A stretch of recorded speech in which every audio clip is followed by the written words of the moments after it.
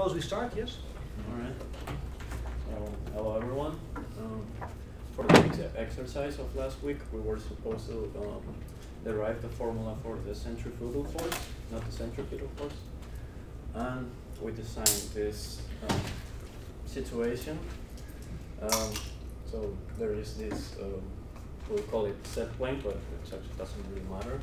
And we have a ring or just a mass attached to the origin, and it's such that it's rotating.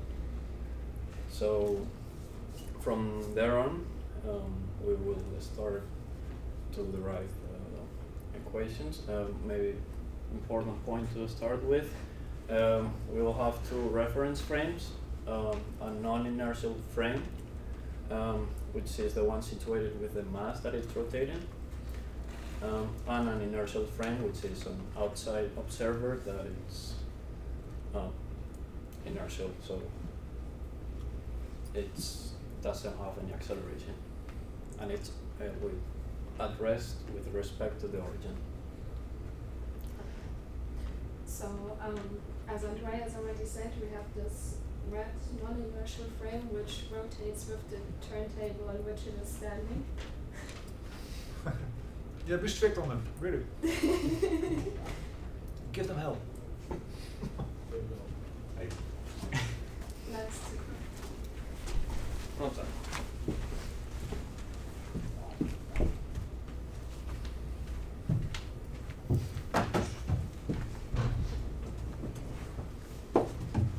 So one more time, we have a turntable which is rotating, like that, and then we have one rotating, so non-inertial frame, the red one, which is on the table, and then we have the inertial one, which is like an outside observer looking at the whole setup. And what we basically want to do is derive the accelerations of something that would move on here on the table, so within the red frame, as seen by the outside observer eye. And what we need to consider for that is that since this table is rotating, the velocity of any object that moves here is seen by an outside observer as the cross product of the angular velocity at which the table turns in the frame of the inertial observer times the radius, which is the position on the turntable.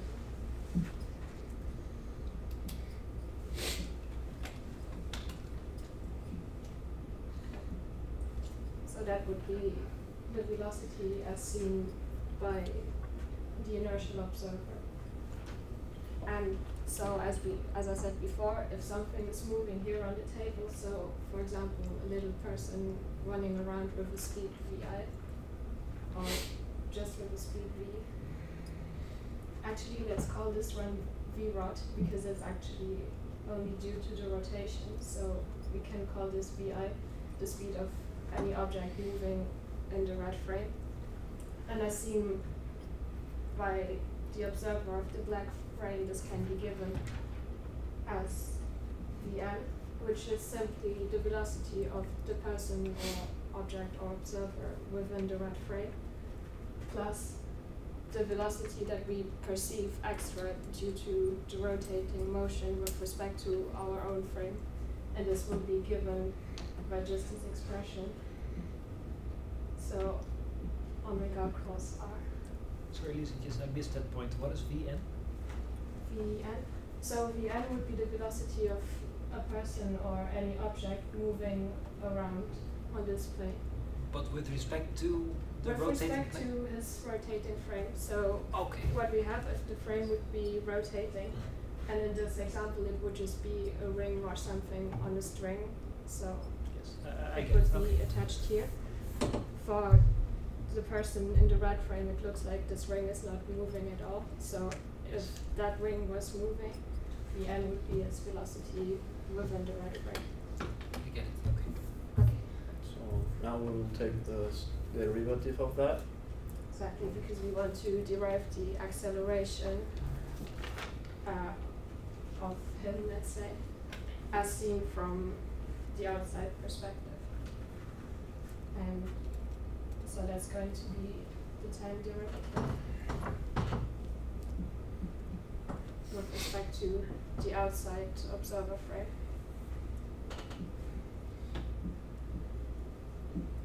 I just put this I here to show you really explicitly that this time derivative is taken from the view of this observer and not of this one. How would that be different? How would it be different? Yes, because you made a point that you're going to take the derivative with respect to the inertial frames guy and not the other guy. Yeah. Okay, strictly speaking, I think in this context it wouldn't really make a difference because we're talking just in terms of classical mechanics and not in terms of general mechanics, but just conceptually so that you say who is taking which derivative respective to what, because there is going to be quite a bit of cross-turning of different velocities and accelerations now. Yeah, I mean, but we're still taking the time derivative of the inertial frame for both sides, so it still applies.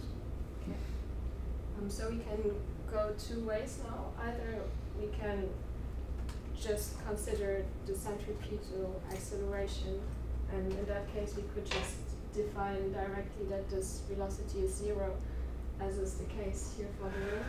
Or if you're interested, we can just leave it in and then go on with the derivation. And then we will also come across terms like the Coriolis acceleration in the end. If you're interested, we can do that. Otherwise, to make it a bit easier, we can just drop this one out. It's like you want. I mean, References. Is the guy of which you're going to calculate its acceleration as seen from the inertial frame, is that guy himself moving with respect to the rotating frame or not, the turntable? Yeah, that's your choice. We can do both. Yes. so is the guy just rotating or rotating and moving? Rotating and moving would be fine, I think. So that It is also the most general case, of course. All right. Then let's do the more general case. So it's actually easier to see what's going on if we split up this derivative. So what we can do is just write it out. So this is going to be the time derivative as seen from the outside frame of the velocity within the inside frame. And then here this is a cross product, so we would have to apply the chain rule as well. So what we get is the time derivative of the angular velocity. we're actually applying product rule for code. Cross the time derivative of the radius dt as seen from the inertial frame. And now what you can see here is that this is a rate of change of the angular velocity in time, which is like an angular acceleration of the red frame with respect to the black frame. And because we know that we have a constant angular acceleration, or because we define it to be like such, we can just let this one drop out immediately, can become 0. And then to evaluate this one, we will need to use a little trick. And actually, we already used it. So what we can say is that the time derivative of something in the big frame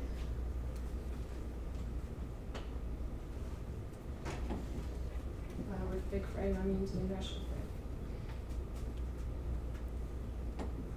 of any vector x, as we saw already here. So this would be like the time derivative with respect to the frame I with respect to t of the position vector in the I frame.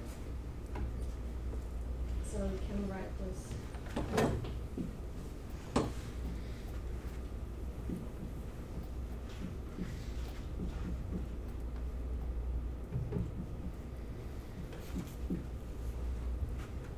This is essentially the same expression. So what you can see is that if we have some coordinate r, which is going to be the position here, and r is basically the same in both frames, so if the person in that frame describes a certain r, it's going to be the same r for the person in the red frame, just because we allergic to cross products. Yeah, because we choose the origins of our reference frames to coincide like that. Can you see that? Was that clear? Because anyway, now you can use this rule and apply it to Vn. So just replace this x here by a Vn. And that will help us to calculate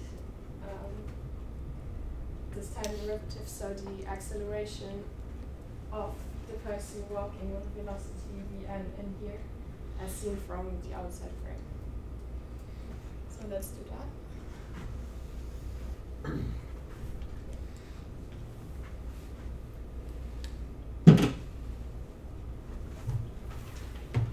And then we find that this expression, which we can't derive directly because we are here referring to a velocity which is in the red frame, so the non-inertial frame, but we are differentiating with respect to the person who is looking at the situation from the inertial frame, so we can't do it directly and you need to plug this in.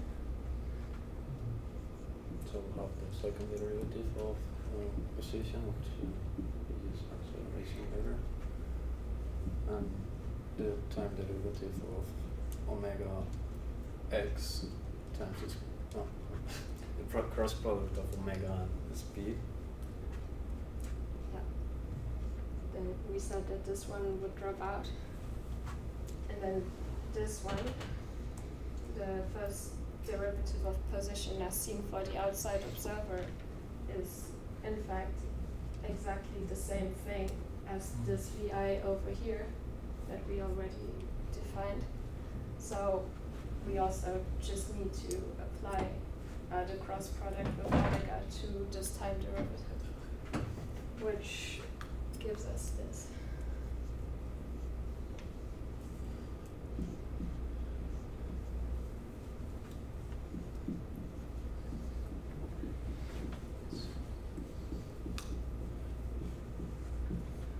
And you can just sum the two inner parts. First term is just the acceleration, and as seen from the non-inertial frame. So the acceleration that this guy will think he has. The second term we recognize is the Coriolis force. And the third term is the centrifugal force. So now comes the interpretation. Actually, these are the accelerations, not the forces. Yeah, Just yeah. Yeah, sure. You have to multiply everything by m to get the corresponding forces. Yeah. Yes. And it's maybe important to stress one more time that these are the acceleration that you can observe due to the motion of the person in the red frame as well as the rotation of the turntable. But the accelerations are as seen by the outside observer. So the person on the turntable does not have the possibility to perceive the rotation of his frame of reference. For him it just looks like the world around him is rotating around him. And that's why he cannot really compute these accelerations. Yeah, it's what we saw last week, that when you try to apply Newtonian mechanics to non-inertial frames, you will find accelerations that appear to come up from nowhere, but we call them fictitious forces. So, for example, if the guy was not moving, if the guy in here, the guy that's rotating with the frame, is not moving with respect to the frame, then that Coriolis force will disappear, and so will the acceleration, because if he's not moving with respect to his own frame, he will not have any acceleration, but he will actually feel the centrifugal force that it's pulling him outwards. And now it comes the moment when we can relate to the equivalence principle. So if you were the guy standing here with on the ring or just with a mass, you would feel this centrifugal force pulling you backwards, and if you're not moving, if you're that guy and you're not moving with respect to your own frame, you wouldn't be able to tell if the force that is pulling you backwards is gravity or if it's the centrifugal force. Exactly, because basically when we are looking, we as an outside observers are looking at the situations, what we see is basically that there is a centrifugal acceleration which pushes the ring radially outwards, and because of Newton's first law, the ring wants to follow this trajectory and wants to be deviated radially outwards. So if it wasn't attached by the string here, it would just fly off the disc. And what happens here is that the string exerts a tension on the ring, which acts as a centripetal force which pulls it inside. And we as outside observers, because we see the whole frame rotating, know that the effect of the inertia of the ring wanting to go radially outwards cancels this force out. However, from the point of view of a person standing on the ring, he doesn't see that his whole frame is rotating. So for him, this radially outwards acceleration doesn't exist. And in order for him, in his sense, or in his frame to be able to apply Newtonian mechanics so that it makes sense, he has to introduce this extra fictitious centrifugal force which cancels out the real tension force.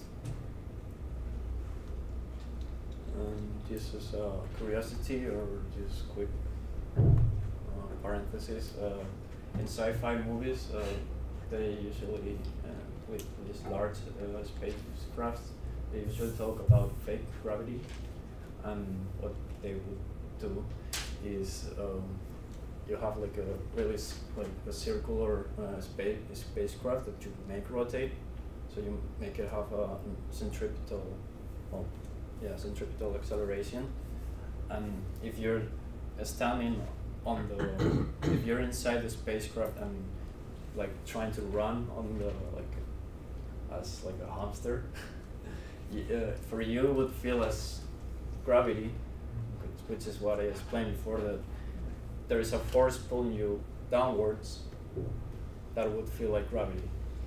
If you were to move, then the Coriolis force would appear, but if you were not to move, it would feel like gravity.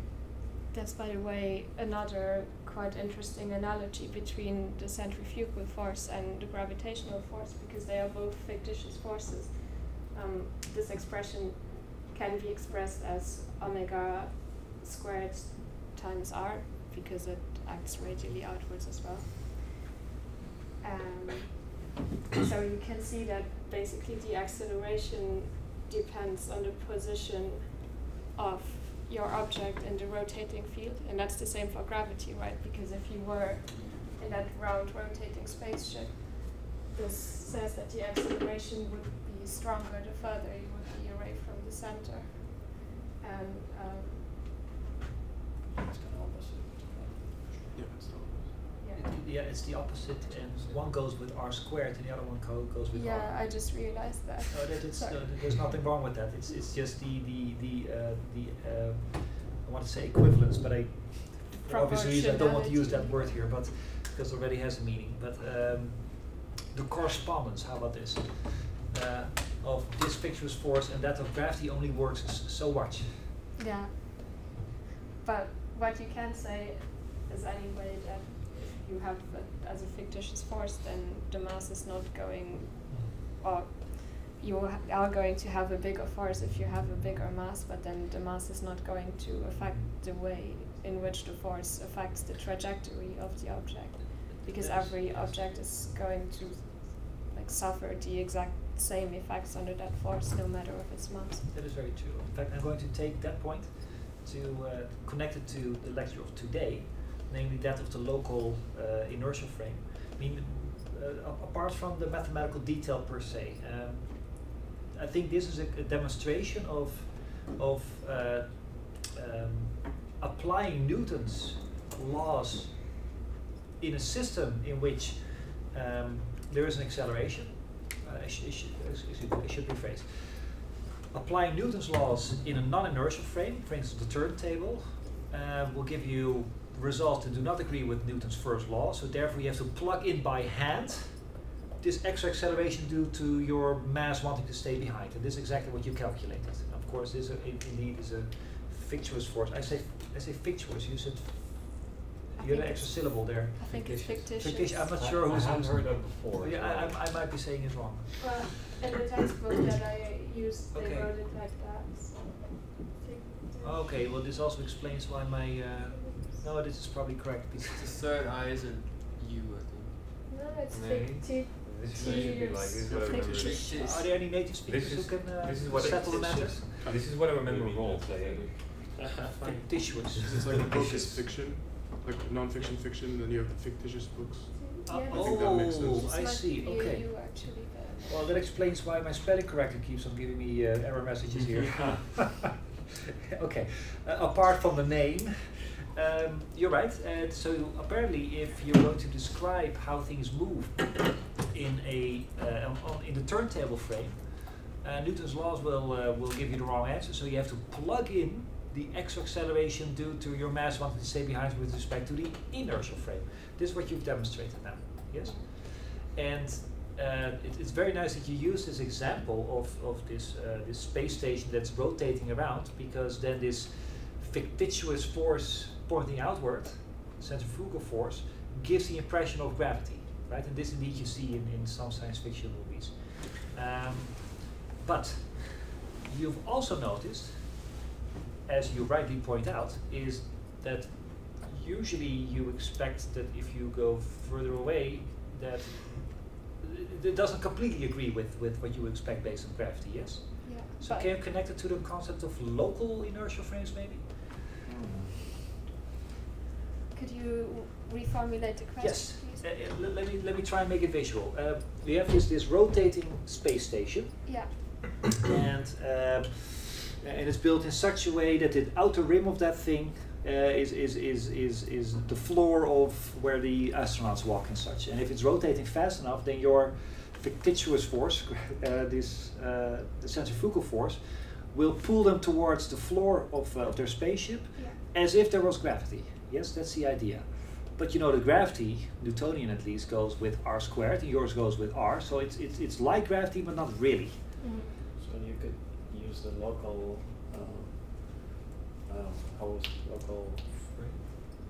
Local inertial frame. local inertial frame, and you could use it to make a small amount of times, where every time you have a new frame, and you could make it equivalent to gravity, Mhm. as in the larger your radius is, the more gravity you feel.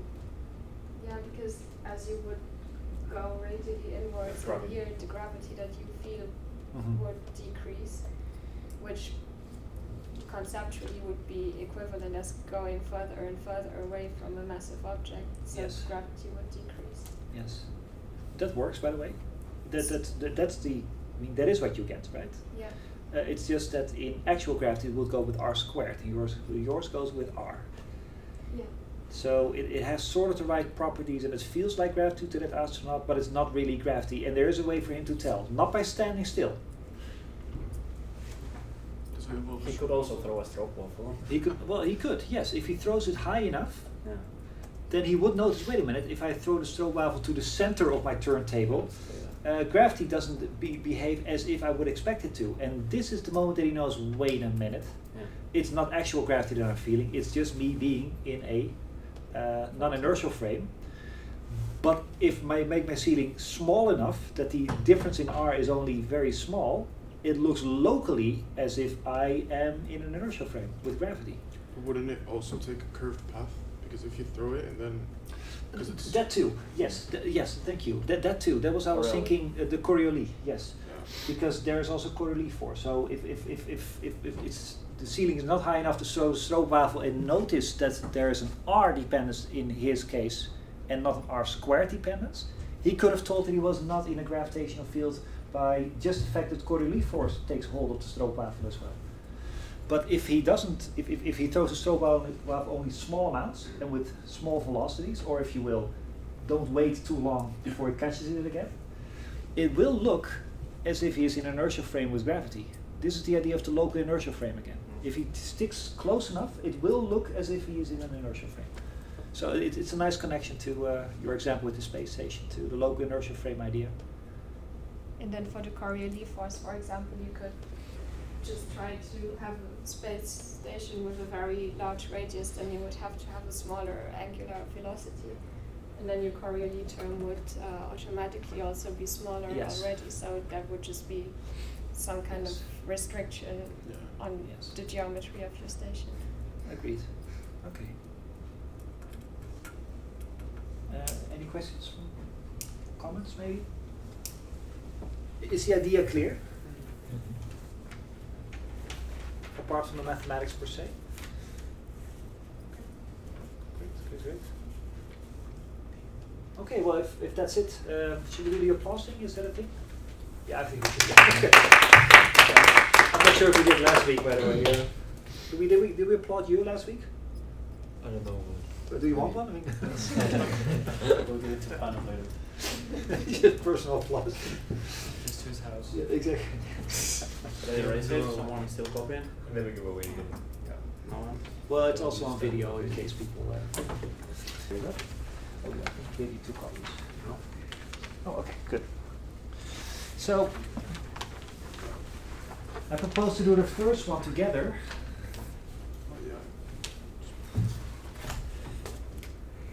It says, suppose that you have a Minkowski spacetime. It's non-curved. And the question is, say that you have 2 events there, 2 exploding firecrackers or something like that. Show that the path of least proper time, the smallest d tau between those two events, is indeed a straight line. It should, right? I mean, one of the things that we discussed before today was that in a non-curved spacetime, Newton's first law should hold. And Newton's first law states that in this non-curved spacetime, things should move in a straight line with constant velocity. So the question is, does it actually come out? Just as a reminder, here's your guide to doing general relativity. Somebody gives you a g mu nu, or g alpha beta, whatever your notation is. It might be a curved spacetime, it might be a Minkowski spacetime disguised itself to himself as a curved spacetime. But once you have this thing, you can calculate the Christoffel symbols. Again, usually there's 64 of them, or generally there's 64. But in practice you find that most of them are 0, unfortunately. Once you have the Christoffel symbols, you can put this into the geodesic equation, which I will write down one more time.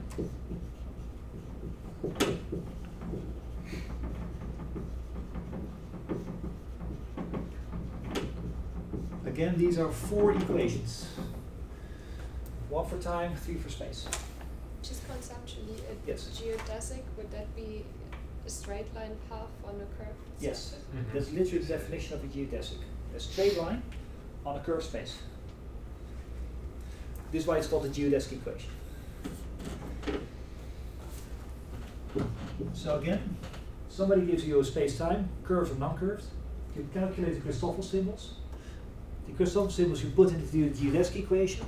You don't have to worry about, oh, but now I have to make sure that it's the smallest amount of time.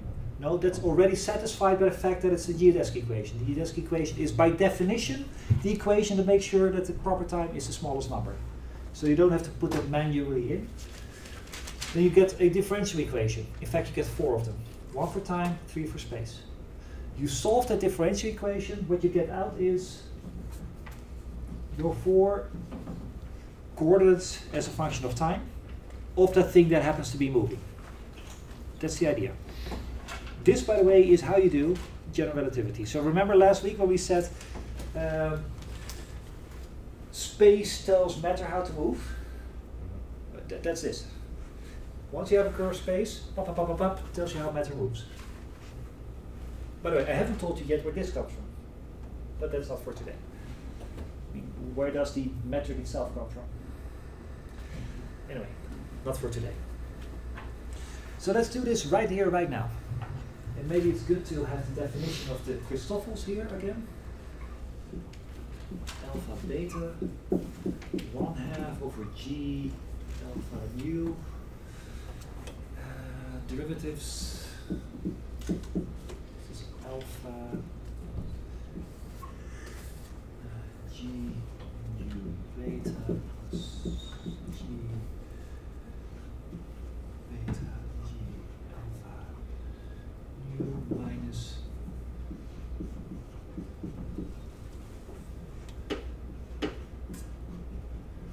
this is how you calculate Christoffels.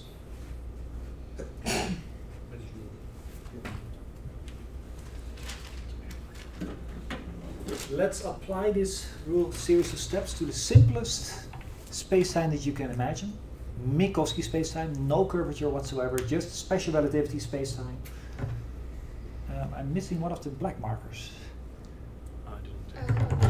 Oh yeah, thank you, because this one is running out of ink. Let's apply this to the simplest space-time, exercise 1a, that we can envision.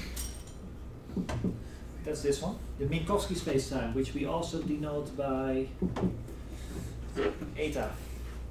And it was -1, 1, 1, 1.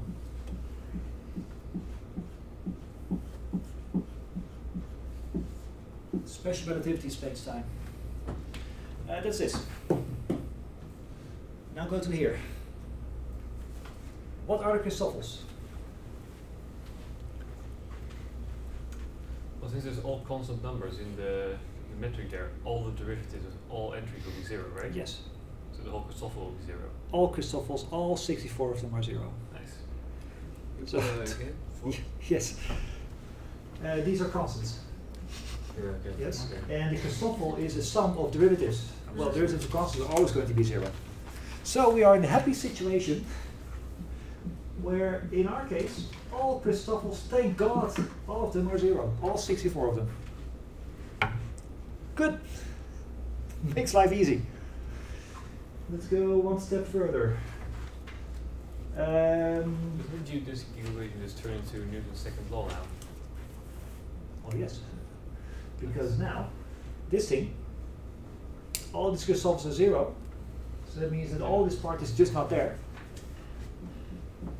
So that means that all my 4 coordinates, remember there's 1 for time and 3 for space, all of them say its second derivative is 0. That's the geodesic equation for this simple case. So, x mu, how these things actually move in space? Well, there's 4 of them. There's t as a function of tau, there's x as a function of tau, there's y as a function of tau, and there's z as a function of tau. And each of them have to be such that their second derivatives are 0. What does it say about these things?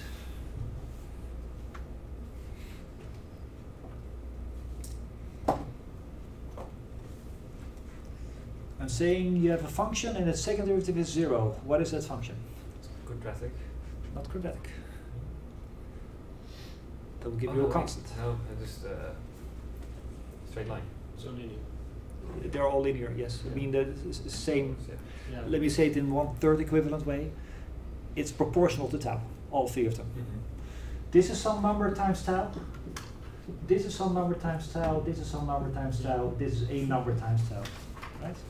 Second derivative of all of these are 0, which is indeed what it should be. So what we have now is x is just a number times tau. You know what? Let's call it number velocity, because that's what it is. A v in x direction. Here's a v in y direction and a v in z direction. What does that tell you? If all 3 directions have a constant velocity, because that's what it says.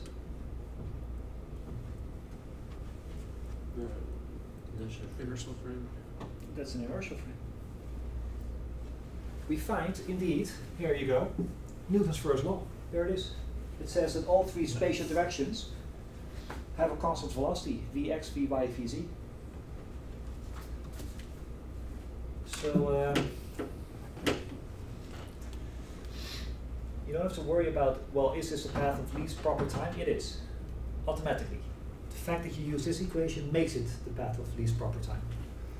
So what we've now found, in Minkowski spacetime, non-curved, everything under gravity, or the absence of gravity, moves in a straight line, constant velocity. We found Newton's first law. Oh, but there's one more, by the way. There's an equation between t's and tau's. I would say gamma.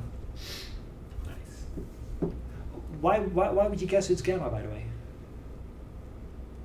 It is, but why?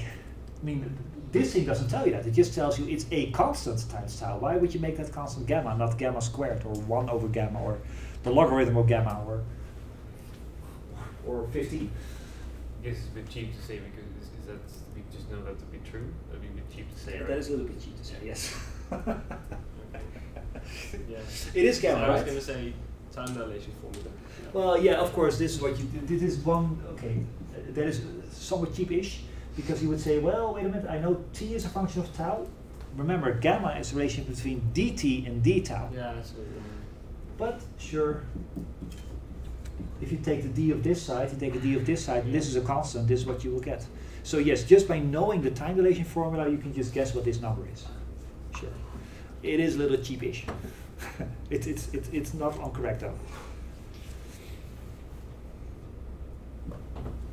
And here is where I have to ask you if Ronald did this with you last week, because this is one of the exercises that I asked him to do last week. I'm sure he did many great things, and I just wonder if he got to this point. Did he discuss with you the exercise where the following happens, where alpha beta u alpha u beta equals c squared? It's one of the exercises of last week. Does not look I familiar? don't think we done in the classroom. No? We did do it though. Was that with the full velocity? Yes. Yeah, we This did is- that one. Yeah. Did we? Actually, Not in the tutorial itself, I think. I think we started it, but then sort of didn't really do it. Okay. Well, we can go through this very quickly, because as a side rule, yes? Here I am with my usual starting point of special relativity. And I can do this because I am in special relativity as right now, because it started with Minkowski metric. So here is the starting point of special relativity. What I'm going to do is divide both sides by d tau squared. As an algebraic step, no physics. I get c squared equals c squared dt d tau squared minus dx d tau squared minus dy d tau squared minus dz d tau squared. Again, this is just me doing algebra. What I have here is something interesting. It's the amount of space traveled in a certain amount of proper time. Is that the proper velocity? Yes, it's called proper velocity or for velocity. It's different words for the same thing. We call this one ux and then squared. This is uy squared. This is uz squared. And out of consistency, you can call this one ut squared. Shouldn't that be gamma? Yes, ut happens to be gamma, that's true. Now, just as don't mix up ux with vx. Vx is how fast something is moving through space. The amount of time, I see something moving along, the amount of distance it travels in a certain amount of time, but it's my time. I calculate how many seconds it takes to see that thing move 5 meters. That's dx over dt, not d tau. If I measure how fast something is going, I measure dx over dt. Agreed? Because dt is the time that I measure. What is d tau in this setup, by the way? Something moves along. Sorry? For the guy moving. Exactly. That's the amount of time on the moving thing itself. So ux, which is my amount of space that I see the thing travel, divided by his amount of time, is sort of a strange bastard object. I use my space and his time. Okay?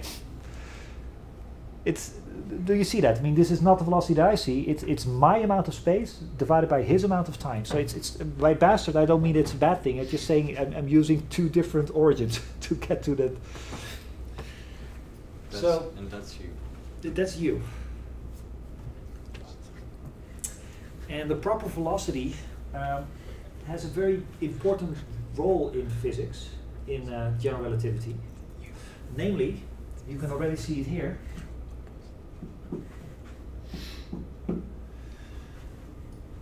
That if I go to some other guy's inertial frame, and you know this already, right? If you go to some other guy's inertial frame, my dx will not be his dx. Remember that? Lorentz contraction and such.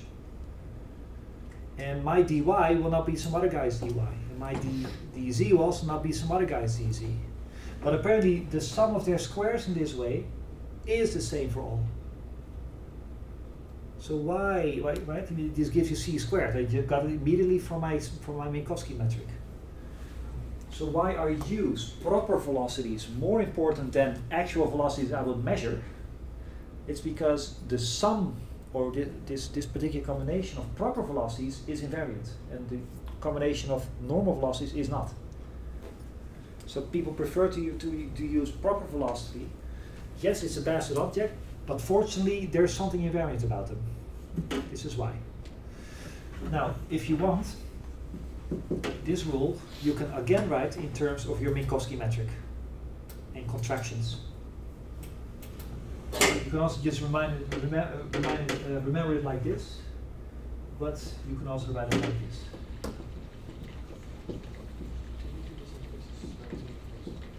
Yes, we did. Remember that we derived that everything We was did based on. have a different derivation because we did get that as a result. Everything basically moves in space. But he used this. He came to this conclusion. Yeah. Yes. Everything Well, else not, moves not in with space time the with the same velocity. yeah, not with this contraction. No, not this. The line different. above it. We did do that in Chris's course. Okay. Oh, I see. Okay. Well, here it is. Yeah. So you might have seen this in some other relativity course. If not, you're seeing it now. But I derive it directly from the Minkowski spacetime. So here's the rule. That's very cool. Anything that moves in spacetime should obey this rule. That means that if you solve these equations, these Tedeschi equations, you get answers. But the answers will generally not obey this rule yet. You have to put that in by force. So the idea is solve these equations. And as you know, if you solve differential equations, you get all these constants floating around. And you have to make sure that you pick the constants in such a way that this rule is still obeyed. It's called the normalization of your velocity. And back to the project, at some point I told you we have to take this into account, although I never told you why. Quick question. I use this by applying special relativity. My claim is this rule also applies in general relativity, in curved spacetimes. Why is that? If my derivation comes from special relativity.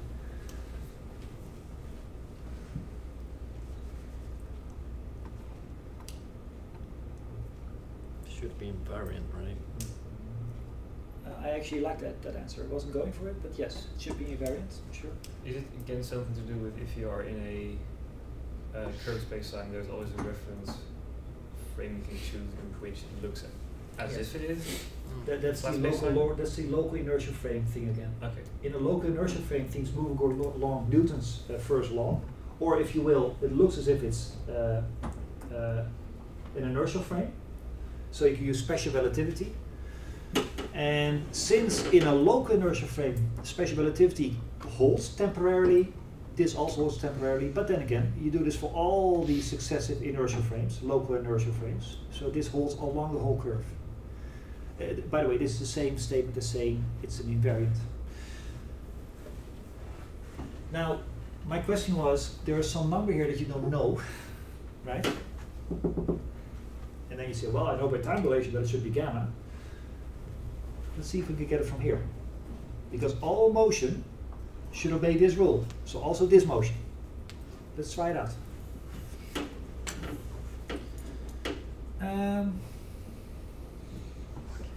In order to do so, we need U alpha. U alpha is 4 numbers. We a ut, which by definition is dt d tau. Well, that's this number, isn't it? Which we don't know yet. We also need ux, which by definition is dx d tau, my amount of space divided by the other guy's time. That's this number, vx. Maybe I should have called it the vx. Vx I would reserve for dx over dt.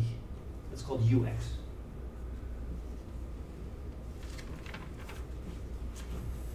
Okay, so that's ux. In the same way, uy is, well, I'm not doing anything here, am I? Just writing down uy is uy. What I do know is that these things should add up in this particular way. What I should have is that c squared should be c squared times ut squared, which I do not know yet, minus ux squared minus uy squared minus uz squared. These are fixed numbers. Those are the numbers that just came in here. How fast was the thing flying when you started the problem? Is this enough to find out that this done apparently must be gamma? Can you see that that works?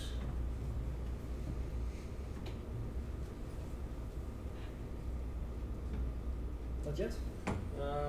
Wait. So my question is, given that you know these numbers, this is just how much of a push you gave the objects that you're looking at in your Minkowski frame. So, yeah, those three terms together are, what is it? It's your total velocity squared, right? So Yes. you get like some sort of 1 minus v squared out of it. Yeah, but you have to be careful because you want to add these together to make it v squared, but it's not v squared. It's not v that's my time, my space versus divided by my time. Yes. But it's close though. Here goes. dx d tau.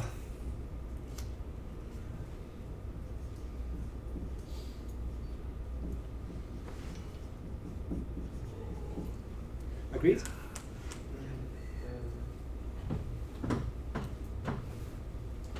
I remember this from the book now. I think they explain it in the book in this way as well. Well, it's just a chain rule of differentiation, right?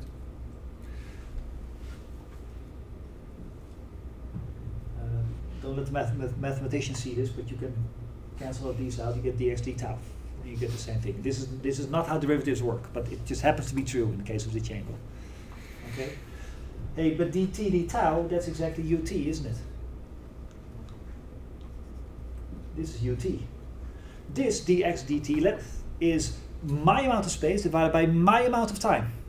This is the actual v, how fast something is moving along in x direction. Yeah. Okay, well, Yes. yeah, you see it happening now. Yeah, I I think. got it. C squared is ut squared minus ux, but ux is my unknown u2. ut squared times v squared. Got it.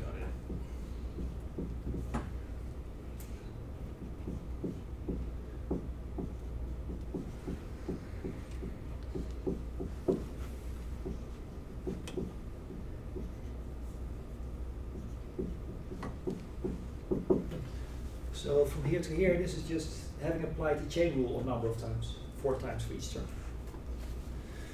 But now everything comes with the ut squared, might as well take it out of the brackets.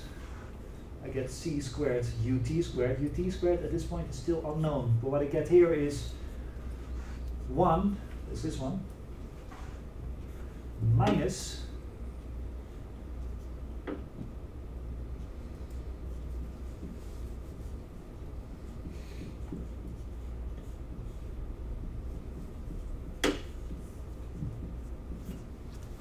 still algebra, no physics.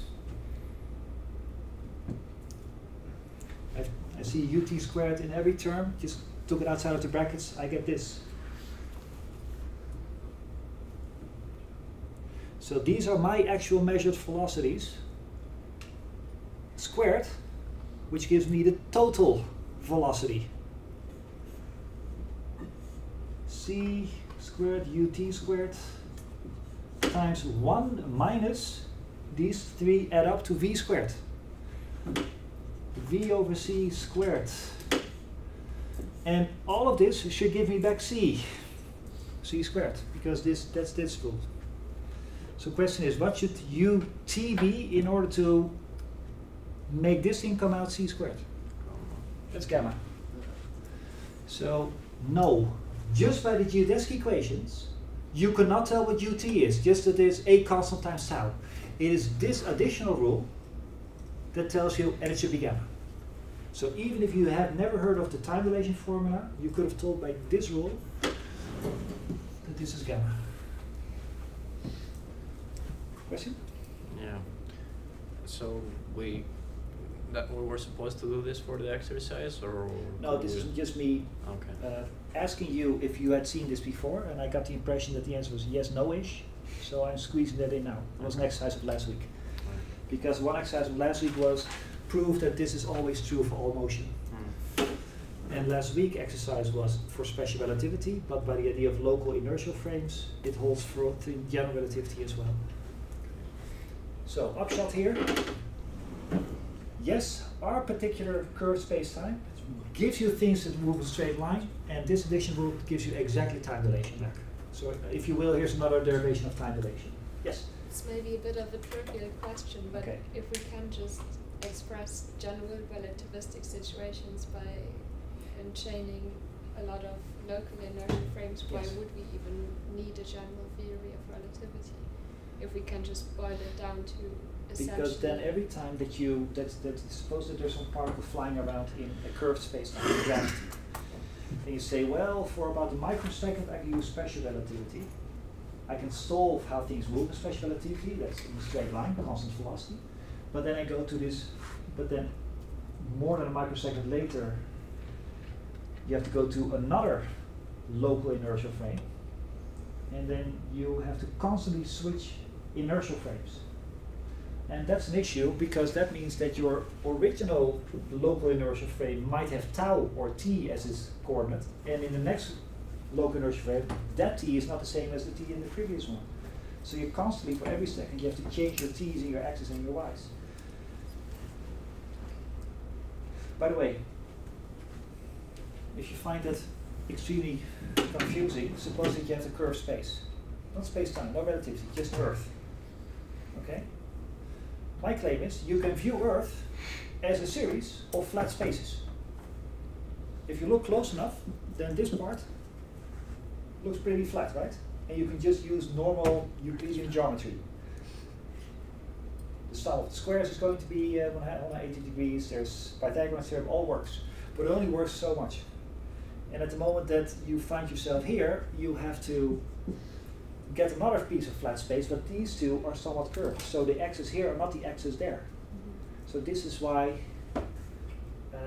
yes, in principle, you can just chain together non-curved spaces in order to get the curved one, but with every jump that you make, you have to redefine your coordinates, which is not very handy. Alright, so this was exercise 1A. Just was some additional stuff added to it, this part. We will use it extensively, by the way. So again, just to wrap up. Once you have solved these equations, you still have to, by hand, apply this rule to make sure that that works. But it's good, we found Newton's first law, so we found time dilation once more, so we know that that is true.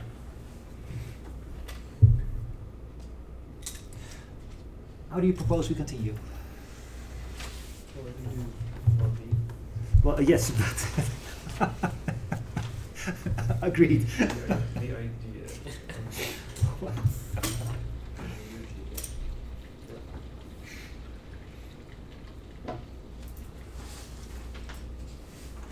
I mean, I don't mind doing it classically, as in classically.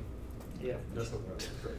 Well, B actually we have already done, because if you look closely, you will see that B is suppose that you take a Minkowski spacetime and write in polar coordinates. You're going to leave the z as is, and you're going to write your x's and y's in phi's and r's. That was my example of before. Oh, yeah. And the question was, calculate what the metric is. I've actually done that. So maybe, it's a good idea to see that we can calculate the Christoffel symbols, because that is the big unknown, I guess, for this lecture.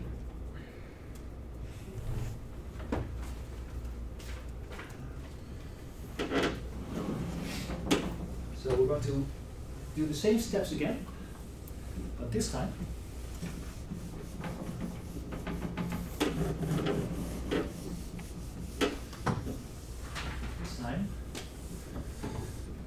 we're going to use this metric. Can somebody tell me what the metric was? This is not testing. This is just me not remembering. -1, 1. Oh, this first one was -1, right? I said that. Oh, sorry. 1. Okay. Okay. -1, 1 r squared 1. Something Yes. like that. I think that's the one, yeah. That's the one. Yeah. Again, this is, if you look at a Minkowski spacetime, no curvature, and you restrict yourself to xy plane. So events are not allowed to happen in the z plane. Well, they are, but as far they should both be in the same z plane. Now let's go through the series of steps again. If all goes well, we should just get back straight lines, right? Because it's still a non-curved space-time. Newton's law should still hold.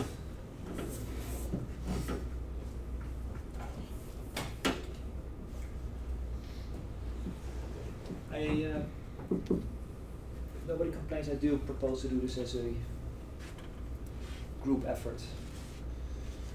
This is 1C. This is 1C, yes, because 1B is deriving this thing, which I did in the main lecture, so you can just look it up in the video. Now here's that crappy expression again. Man, that sucks. Now there's a couple of ways of calculating these Christoffel symbols. Again, most of them are going to be 0. For one reason, because most of the metrics are 0, and the other reason is some of the metric parts are constant, so the derivatives are going to be 0. So you're going to have a lot of 0 Christoffels. Now, one not so good way of deriving them is by taking all 64 combinations of mu, alpha, and beta and calculate it all by piece by piece. That's 64 times the effort. There's a faster way of doing it, I think.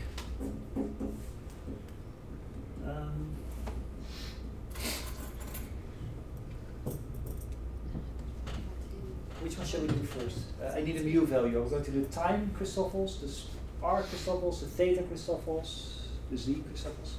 Like the matrix is like almost the same as the one before, so there are only constants except r squared. So should we only focus on this part? That's a slippy argument. The crappy thing is that all the indices here get all jumbled up from term to term. So I mean, I think that what you're suggesting is, well, it's the same thing as before, it's just that this one is different, so we only have to focus on this. So the only Christoffels are maybe the ones that have an index corresponding to this one. But unfortunately, it's not that easy. And that's because of this particular combination. No, I wish it was that easy, but... Well, we're going to have 4 of these equations, yes? For mu is time, mu is r, mu is phi, and mu is z. Question is, which one shall we do? Phi? Time, okay. So, just going to do this systematically. Let's look at the Christoffels with time. So that means mu is now replaced by time. Now my definition of Christoffels tells me that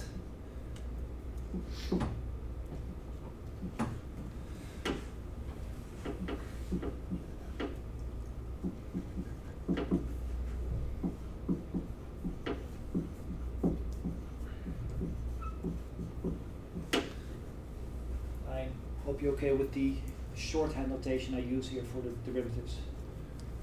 Instead of writing d dx alpha, I just write d alpha. It's the same thing, it's just shorter notation.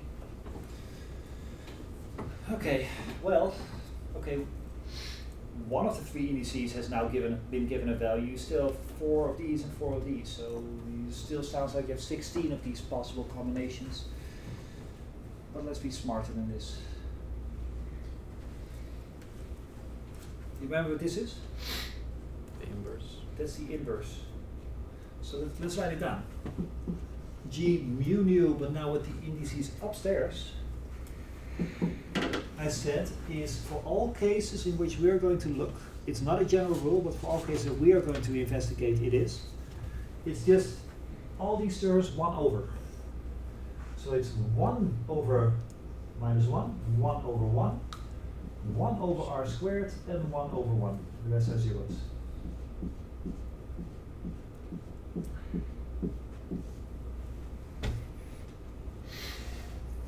Okay?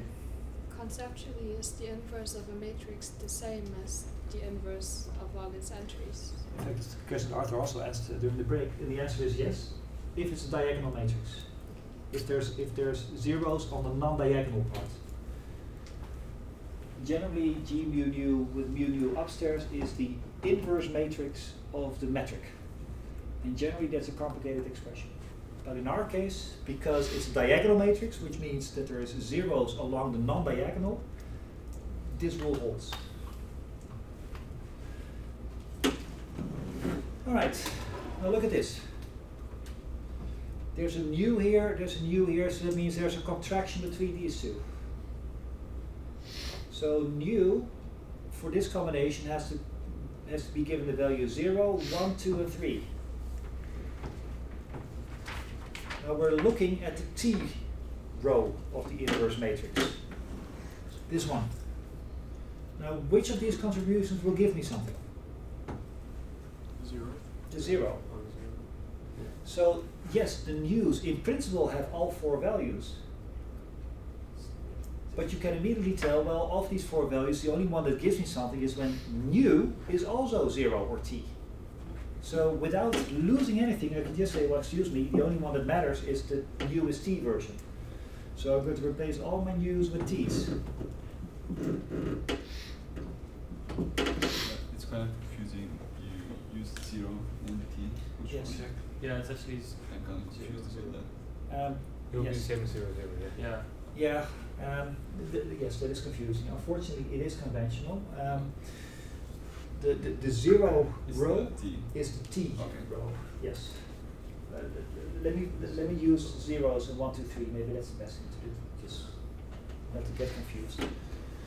Okay, so I haven't lost anything. The only thing I've done was recognize that the only G, T somethings are the ones when the other thing is also a T. That's what I did. That cleans up a lot of possibilities. Claim. This thing will be 0 always, regardless of what alpha and beta are.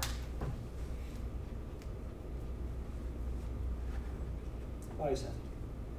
Because you can derive them with respect to time. Time doesn't show up in any of the expressions. Exactly. This says you have to take the time derivative of one of these 16 things, but none of them depend on time. So the time derivative is just 0. You see how you can clean up these things very quickly? Okay, can you repeat that? Sure. What I find here is that the expression says you have to take the time derivative of the metric. But the metric has no time in it. And the derivative of something that does not depend on time is 0. Where does it have time on it? Here. Here it says take the derivative of the metric with respect to time. Yeah. In the metric, this does not depend on time, this does not depend on time, this does not depend on time, and that does not depend on time. Could you explain this new notation of the derivative? Yes. I'm sorry, I switched notation here. I was hoping that was okay. When I say dt, I just mean, or if you will, just means time derivative. Alright, yeah, makes sense. So I know immediately this thing will be 0 always. Another claim. Sorry, I don't see why in the matrix it doesn't depend on time, because you said time was like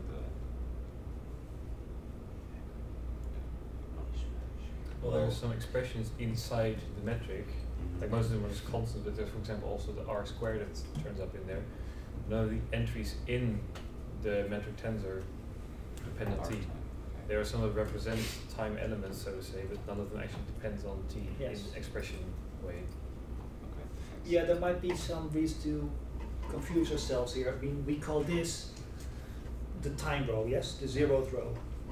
That's not the same thing as saying that these things themselves are time or depend on time. What I'm asking for is everything that depends on time. The answer is none of them. Not even in the time row or the time column. So derivative 0. I can also immediately say that this one is 0 and that one is 0. For different reasons, but maybe you can tell why.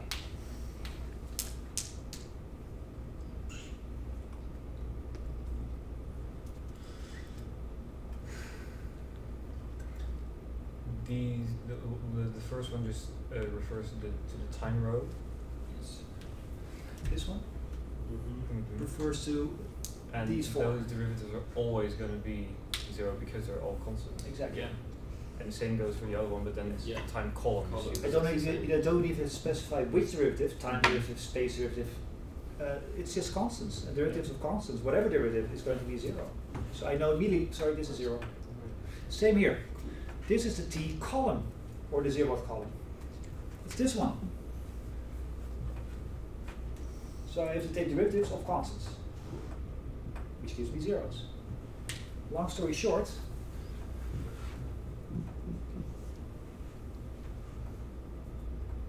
all Christoffels are 0. All Christoffels with time on top. I didn't understand the second argument why it's 0, because it's the 0th column. Why? Yes. Why It's is this one, isn't it? Why is but why is 0th column? Because the t is already in there. Because it's not 0, it's 0. the second index tells you which column it is, and it tells you it's the t column, the 0 column. I thought t can only define the row. No. The first index specifies the row, the second specifies the column. Yeah, but we refer to the first one as that's the time. Yes. Yeah, or maybe I should use the 0 column, if you will. Okay. Yeah, now I see it. Yeah. Yeah. Okay, but that means that as far as the tau, the t Christoffels are concerned, we know all of them now. All of them happen to be 0. You know what? We can write down the geodesic equation now for time. Yes. I'm kind of lost though, but Okay. why do we get GTT? Here, you mean? Yes. Can somebody tell? What's the question? Question is, why the double T here? Because if we were going to look into the t row, so 0th row, or column in this case, doesn't matter, it's a metric. And 0. The only, yeah, like the first one, so 0. The only term that doesn't have zeros is the 0th term. So your phi would also be the 0th one. The other ones will be 0. It's kind of confusing with all the zeros and t's. Is that it, right? Yes. That's correct.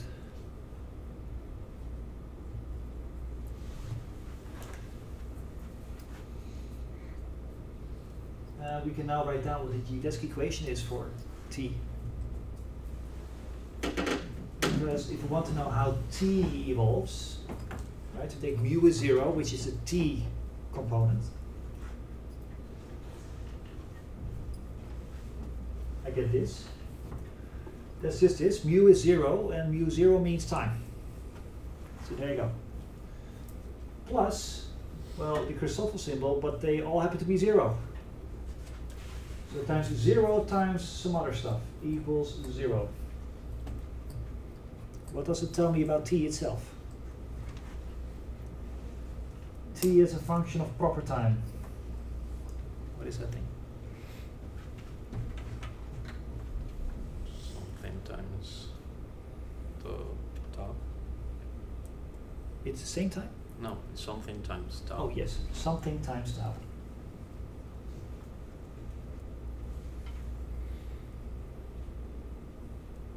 Yes, you might guess that that something is going to be gamma again, and it is.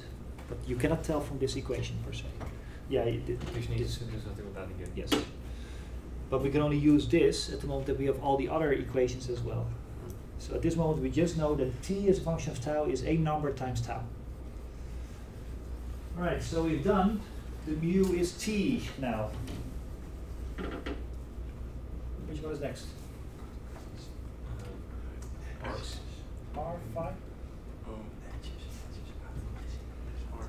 Sure, let's take R.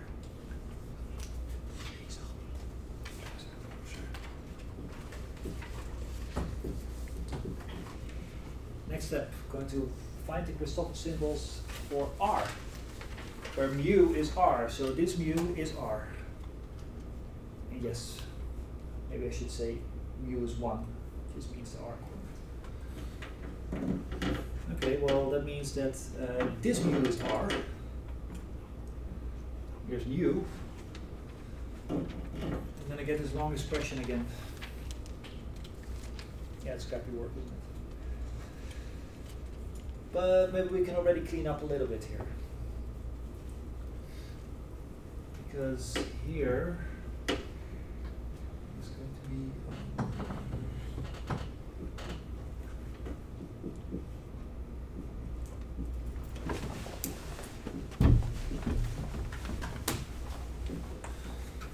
there you go. Should V be R again? Yes, but why is that? You're correct. Because we only care in that entry. Yes, exactly. Same reasoning as before. Here's a contraction, nu, it's Greek letter n, nu. Here's a nu, here's a nu. The summation tells you you have to have nu, take the value 0, 1, 2, 3. But we are already in the R row, and by the R row I mean the first row. We're here. Now which of these gives you non-zero? The second. First. Yes, well, you count by 0 and then first. So, but you're right. Yeah. That only works if nu itself is the first column. This one.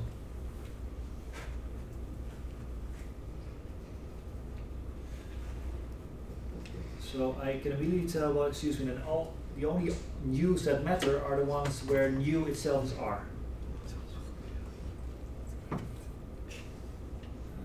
I'm not sure why there's a nu missing here, by the way. Oh no, that's.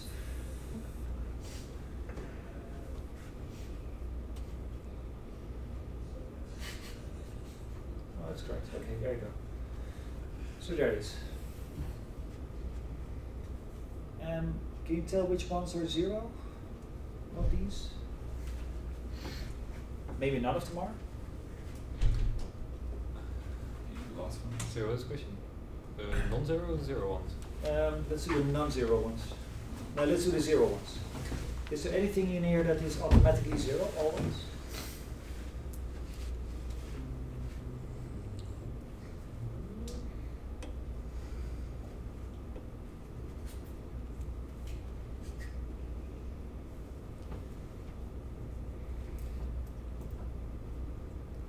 Oh yeah, I see some. The two first ones. Yes. These are always going to be 0 and these are always going to be 0. Of course, the question is, can you understand why?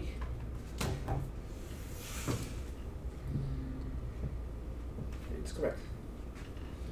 This one tells you have to look in the R row, the first row. That's here. But in this row, all of them are constant. And you have to take derivatives of constants. Derivatives of constants give you zeros. So these are 0. This one, you don't know yet. You have to take the R derivative of something. So let me clean up a little bit. But it's only going to be one term, right? Probably, yes. Yeah, right?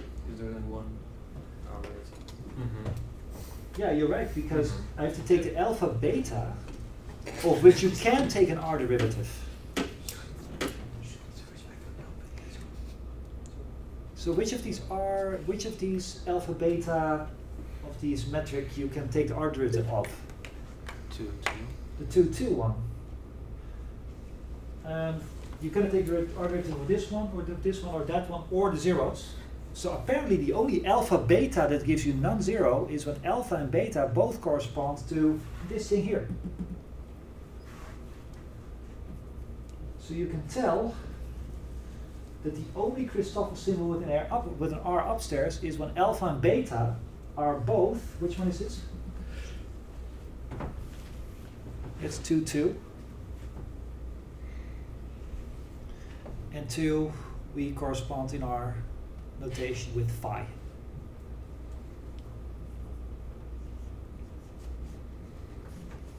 Now that thing gives you minus 1/2 times GRR, with the RR upstairs.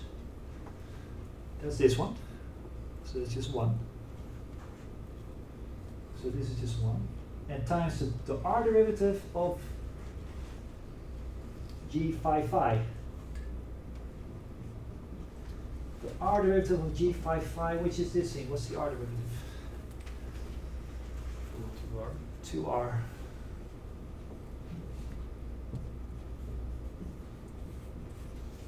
There you go. Yes? Is there any physical significance in not finding any Christoffel symbols, or having one or having multiple for each? Yes. Yes, there is. Which is? Okay. It has to do with the Geodesic equation. What it says here, second derivative equals something else. Okay? Second derivative of a position in Newtonian mechanics just means acceleration. Acceleration equals something in Newtonian mechanics. What would that something be, conceptually? Derivative, the double derivative of That's true, but physically, I mean. I'm not sure how to ask the question. velocity? No, you're completely correct, of course. It's just I'm looking for a way to state my question better. If this will do it by this. This is Newton's second law, yes? If I tell you that I have an acceleration, what must the other side be? Force divided by mass. Exactly. Oh, yeah. I have that here. I have a second derivative, an acceleration equals something. So this thing is sort of a force. A fictitious one, maybe? Yes. Or if you will, a gravitational one. Yeah, Because the only reason why this is not zero is because the metric forces these things not to be zero. And remember that I told you that gravity is due to the curvature of space? Here you see it. If gravity is curved, the Christoffels are non-zero. So you get second derivative equals something. Looks like a force. That's gravity. So now you see explicitly that gravity really is the direct consequence of having a curved space-time. Yeah. By the way, it's a good question, because I hope that gives you some insight to what this stupid thing means. It really tells you that you get forces at the moment that you go to a curved space-time. At the moment that you are not in a curved space-time, Minkowski, we already showed, then all of this vanishes and you have no forces. So here you see curved space-time gives you the appearance of gravity.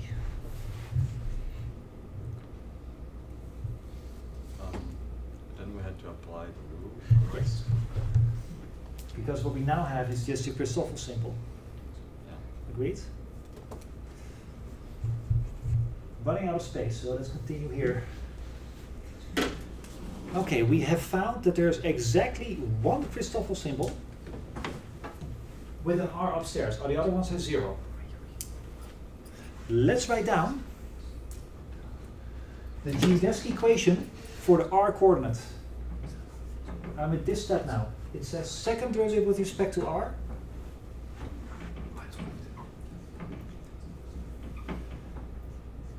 should equal Christoffel symbol times such. Now I know the Christoffel symbol, it's gamma r phi phi. That's the only one that is not 0. What follows here? Just checking if you can understand the notation.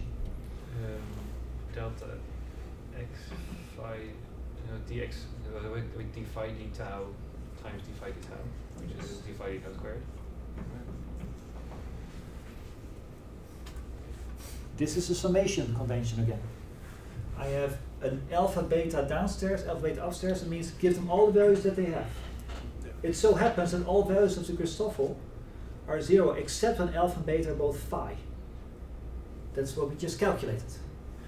So what we find here is it's the only ones that survive the contraction is when alpha and beta are both phi. That turns this into d phi d tau. Another d phi d tau gives d phi d tau squared.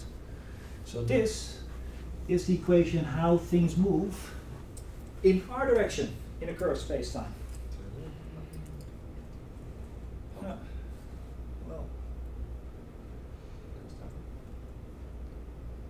Yes. he saw me looking. This is why he wanted to say yes. Now let's put in what we know what this thing is. Gamma phi phi. It's minus r. We just calculated it.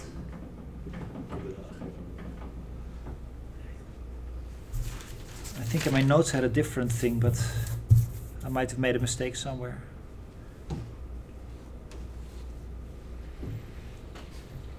Well.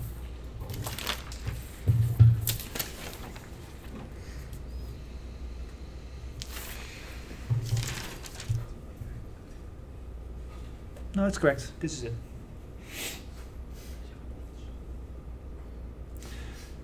So what's the solution to this equation? Differential equation. It's the solution of this thing will make sure that the proper time is the smallest. But what is the solution? It just tells you what the second derivative of my solution is. Can we calculate this thing? What is r as a function of tau?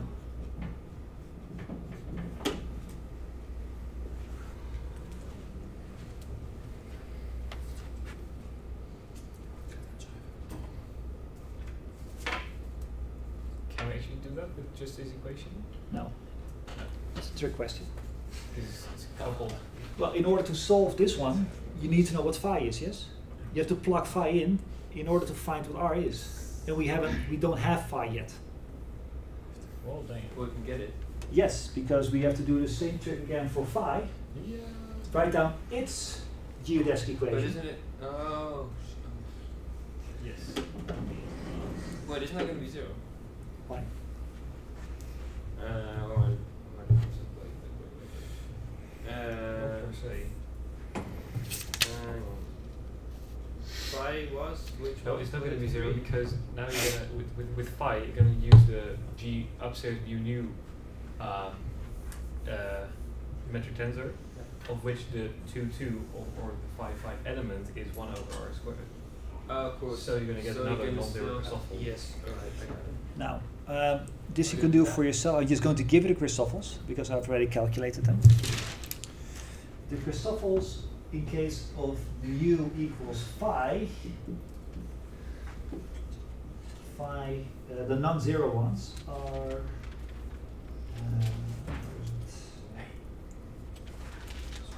oh yeah, in fact there's only one. Excuse me, there's only 2.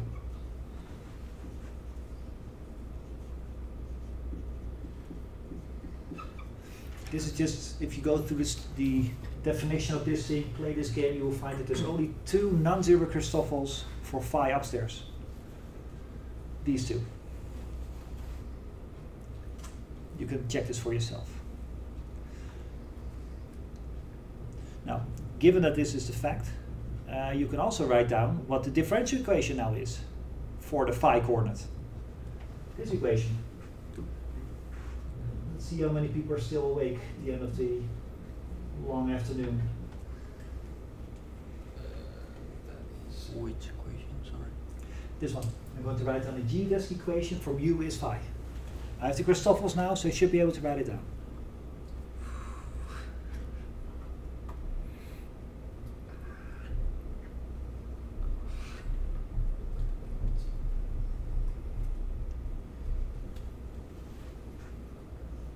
This is not the answer yet. This is just me, hopefully, helping you a little bit.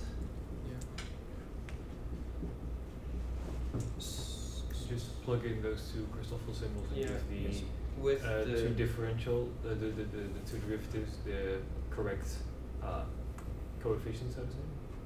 Not really coefficients, but the correct. So it's alpha, betas. Well, the only ones of the alpha and betas that survive are non-zero is when alpha is r and beta is phi, or the other way around. yeah. So that gives us dx alpha, but alpha is r now, so it is dr, d tau, times beta has to be phi, gives you d phi d tau. This is for this one. There's another one. Because you could also, instead of having alpha equal to r and beta to phi, you could also have alpha equal to phi and beta equal to r. That one also exists.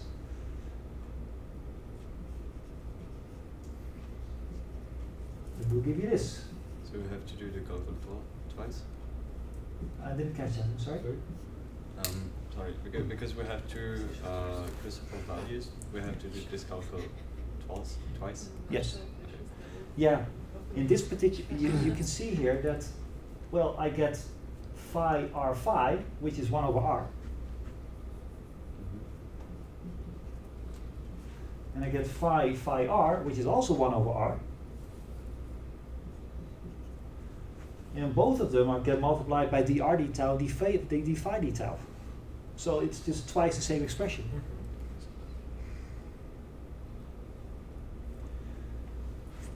So it's really 2 times this one equals 0.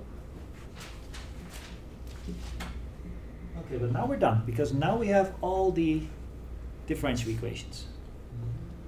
Here's one for r.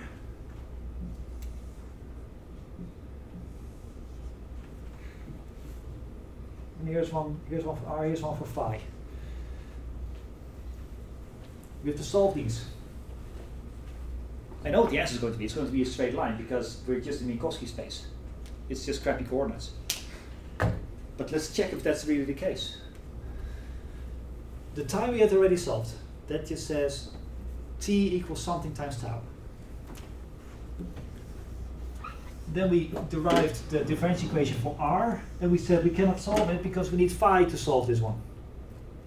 Okay, let's calculate what phi is. There's an equation for phi. Unfortunately, you need r to solve that one. So in order to solve this one, you need r, but in order to solve r, you need phi. So they keep each other in this.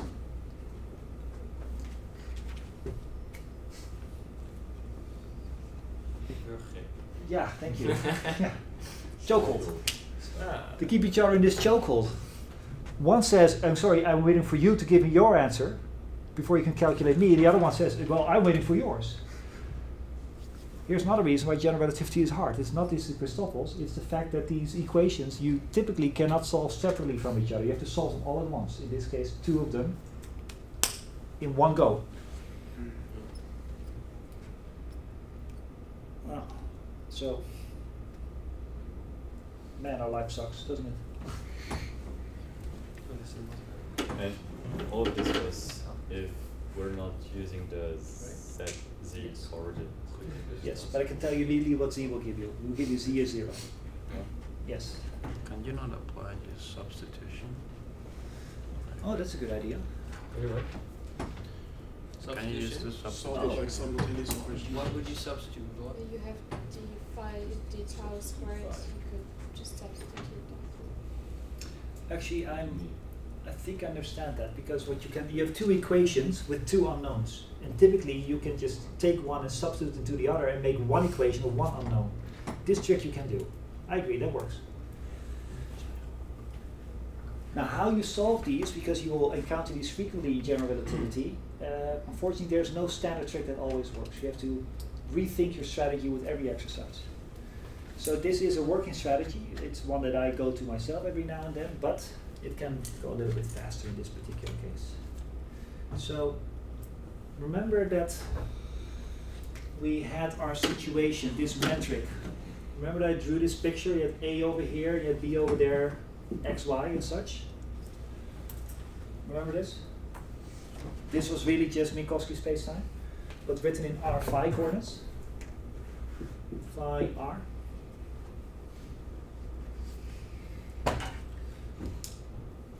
What is the phi of A? Some number, right? Now let me rephrase. What is d phi between A and B?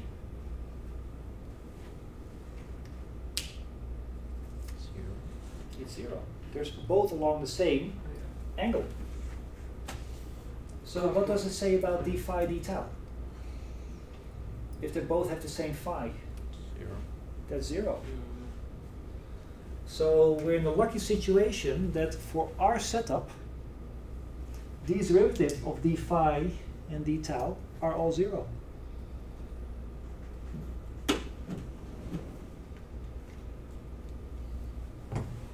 So this is 0, and that is 0.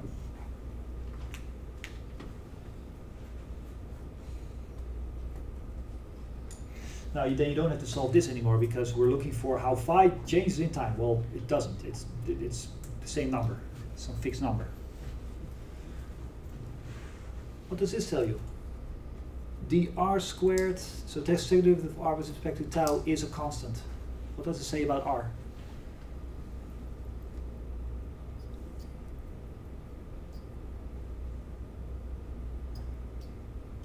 Let me rephrase. We saw in our setup that d phi d tau is 0.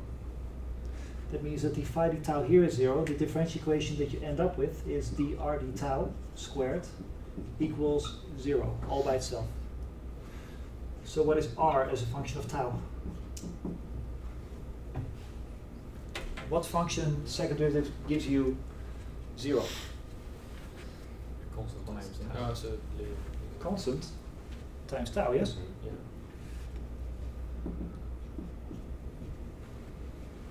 Is that a straight line? Mm-hmm. Yes, it is. That's what we're looking for. That is what we're looking for, but it doesn't come out because we're looking for it. It comes out because the mathematics tells us so. Yeah. It's this one. What we found, if you want to go from A to B, even in this rewritten metric, it will still be a straight line. Of course it is, because it's just a Minkowski metric, and we already knew things move in straight lines.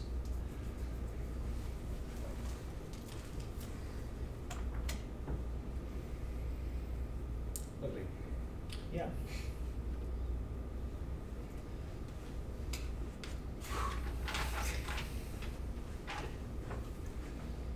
Skip the break. We can stop now if you want. Because I can imagine that you're saturated. What we've now done is done exercise 1A, B, C, and D. What we have not done is exercise E, and that is checking whether the solution that we find obey this equation. And if you do that, you will find that indeed T is gamma times tau. Not this A number times tau, gamma times tau, if you go through it. Exercise 2 is doing the same thing, non-curved space-time, written in coordinates. Calculate again that things move in a straight line. It's the exact same exercise, but now including the z's. Just to get you through practice of how do you construct a metric, how do you calculate Christoffel symbols, how do you solve these things. Again, you will find that they're straight lines if you go through the mathematics. I'm friendly enough to give you the Christoffels. I just tell you what they are, but you have to check for yourselves that they're correct. Yes? So yeah, I'm interested with Okay. so this is what you guys did in the project then, right? Yes. For the whole. Well, okay, we not didn't the only calculate thing. Christoffels, but Well, no, maybe that- Nelson can tell you, well, but Scott. the calculating the Christoffels was just 1 day of work, and then we basically spent most of the time solving differential equations. Right. Okay. Yeah. So, but in your, because I'm just interested in what you guys did. But in your case, there was probably more terms than this, right? A lot. More. There were 8 non-zero Christoffels, I think. Yeah, 8 or 9, 10 or something like that. Something like that, yeah. That's not too bad. Too bad then. Because our metric was still symmetric. Yes. Okay. Yes. Schwarzschild. Yeah. What they did was they took a metric. This is non-curved space. They took an actual curved space-time, namely that of a black hole. Then they calculated the Christoffels and these equations, so all these geodesic equations. But in their case, they couldn't solve them very easily. And again, it has to do with what was the word again? Chokehold. Because these four equations were keeping each other in a chokehold. You could not solve one before solving the other, but the other needed the one. So what they did was they... And we couldn't ever say that one of them was... We couldn't really cancel terms out. There were no terms that were just cancelling out like a phi term here. Yes. So what they were doing was find an approximate method to solve them, because you cannot, not just them, people cannot find a general solution to these things. As we did in electrodynamics, we just had general solutions. They don't exist for these, so they did an approximation scheme. And yes, they had to calculate Christoffels, but that was 1 day or so. Yeah, it was. The rest was, yeah. Didn't use them for 3 weeks. Donuts and coffee. Yes. Really? Yes, the rest was just eating donuts. They calculated Christoffels for 1 day, the rest was just eating donuts. That's pretty good. Okay, people, long story short, you now know how to do general relativity. Somebody gives you a metric, go through these series of steps, and you will find how things move in space-time. That's it. The rest is just practice. Just practice.